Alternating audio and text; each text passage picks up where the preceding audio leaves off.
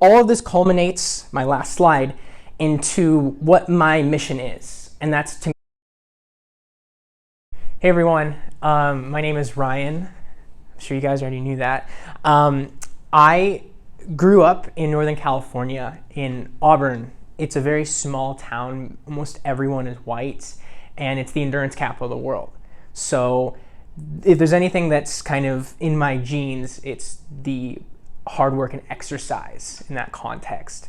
I grew up with an older sister. She's 3.5 years older than me. Both my parents are doctors, and they really instilled this mindset of delaying gratification, where if you want something, you have to work hard, and it might suck in the moment.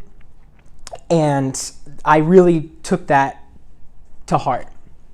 So all throughout high school and the good portion of college, maybe like the first 1 or 2 years, I did nothing but study, pretty much. And I was really good at just laser focus. I felt like I was better than everyone else at that particular thing, but everything else in my life was terrible, about as bad as you can imagine. And I got to a point where I had to confront the demons inside of me and realize, why am I nothing without my grades? Why do my grades define me? And it took a lot of introspection, and I had to realize that it's because at my core I don't feel accepted. I don't feel like I'm good enough. And so as soon as I realized this, and I also realized I was at rock bottom, I realized, okay, there's really nowhere to go but up, so I might as well just do something. So I wanted to just dive myself in there, do something. And I remember the very first thing that I did was like, okay, I'm just gonna go talk to one woman. And so I went to the coffee shop at UCLA, and I was like going over, and I was like shaking, and I was like, hi, I'm Ryan. And then I was like, and then I just like pretty much like ran away.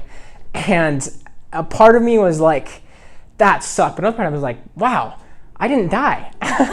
everything is okay. And I felt like this rush, so I started taking cold showers. I went to the gym more and more, but for the sense of, I was like building myself up by breaking myself down in that constructive way.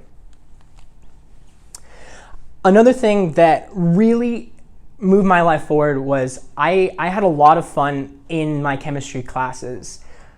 Dr. Lawrence Lavelle, he has UAs, undergraduate assistants. For some reason, I just felt the need to just send him an email like, hey, I'm really interested in your UA program. I was hoping to maybe do it next year. Literally an hour later, he sends me an email. Are you free tomorrow at 2 p.m.? And I said, yes. I go in, and he says, I'm gonna make you my 20th and final UA.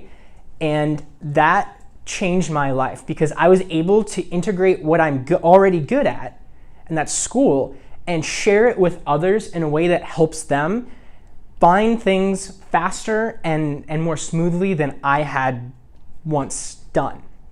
And it was also a great way to build my charisma and really teach tutoring as like a conversation, as like a two-way relationship. And I still kind of felt this momentum, and I built routines. I wanted to go further into the process of dating, because still at my core, I felt like I couldn't be happy, I couldn't be enough unless I was with someone. So this is actually a YouTube video. I'm not gonna play the YouTube video, but I lived on the same floor my very first quarter at UCLA with Ege, rhymes with reggae. We went to Santa Monica, and he just helped me approach, and he answered all my questions, and it was a blast. And so I finished UCLA when I was at the heart of the pandemic. And so it was like mid-2020, and I didn't get a graduation ceremony. And on one hand, I felt really okay about that, because it's like I don't have to, I don't like the process of having to graduate, that whole ceremony thing. But on the other hand, I told myself when I was like a second or third year, I'm gonna break down in like tears of joy when I do that. And I didn't get that. But then I decided that I'm going to go back down there and touch the fountain because that's what you have to do. You have to do when you graduate. Now, a little bit of context to this. I joined an a cappella group during my third year at UCLA, and I used, if you guys remember that presentation last Monday about power posing, when I went in there, I was so nervous, and I was like, I just wanted to leave. I just want to go home. But I told myself, okay, I'm going to give myself a minute. I'm going to go outside. I'm going to do a power pose. I did that. I came in, and it led me to forming relationships I never thought that I would form. One was with this one woman who was also the other non-Filipino person, because a Filipino a cappella group, we were the only two people who weren't Filipino. And we started forming this like deep relationship, and she actually invited me to a party, and I realized that she was really into me, and I felt like I'd never felt that before. And on one hand, I'm like, finally, I'm getting this break. I'm like, I'm finally going to be enough. And then when I leave and she turns me around, puts her hands on my face, and she's like signaling me to kiss her. In that moment, I realized I don't want this. And it was a hard decision, but in another sense, it was a very easy decision, because at that moment, I realized that I was enough by myself, and I needed to be by myself, and I needed to continue the journey by myself. So I continued to build on that momentum, and the one book I'm actually going to directly interact with is The Compound Effect. This is one of the best books you could possibly ever read. It's my #1 recommended book. And it's the truly I can go the distance book, because it takes what starts out slow and it builds and builds.